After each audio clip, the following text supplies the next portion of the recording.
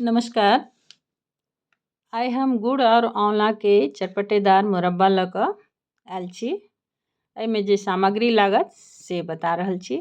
13टा आंवला के हम बनेलहुँ हेँ। 13टा आंवला, ओहिमे आधा किलो गुड़ कुटल, 1 चम्मच घी, 1/3 चम्मच नून, 1/4 चम्मच काला नमक, 1/3 चम्मच पीसल मिर्ची, 10 गोल दाना काली मिर्च के पीसल, सौंठ पाउडर आधा चम्मच या नहीं तो 1 इंच आदि पीसल, जायफल पीसल 1/4 चम्मच, आधा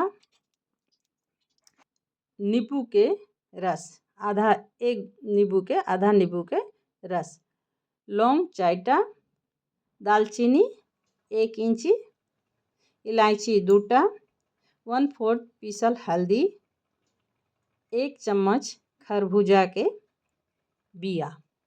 सब सामान एहिमे देखाइयो रहल छी। और ई सब सामान जे छै सब देलासँ मुरब्बा एकदम चटपटा बनै छै। और नींबू देलासँ, नींबू के रस देलासँ जे आंवला के कसैलापन होइ छै ओकरा खत्म कऽ दै छै। और खट्टा भऽ गेल तऽ खटमीठा बनल। आ नून सेहो दऽ रहल छियै।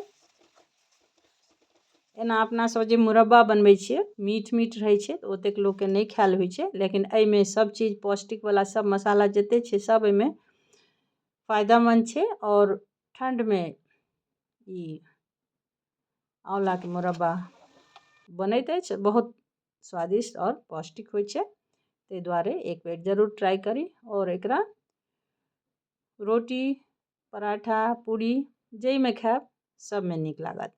जरूर एक बेर बनाबी।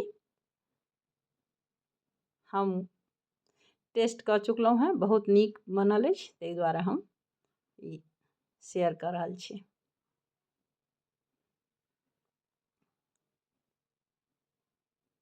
गुड़ तऽ ठंडमे फायदा करिते छै, आंवला सेहो फायदा करै छै। और एहिमे जतेक सामग्री पड़ल छै ओ ठंडके लेल बहुत फायदामंद छै।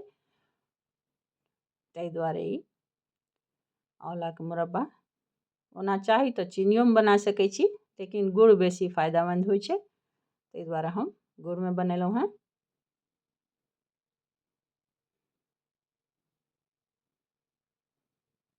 एक बेर जरूर ट्राई करी।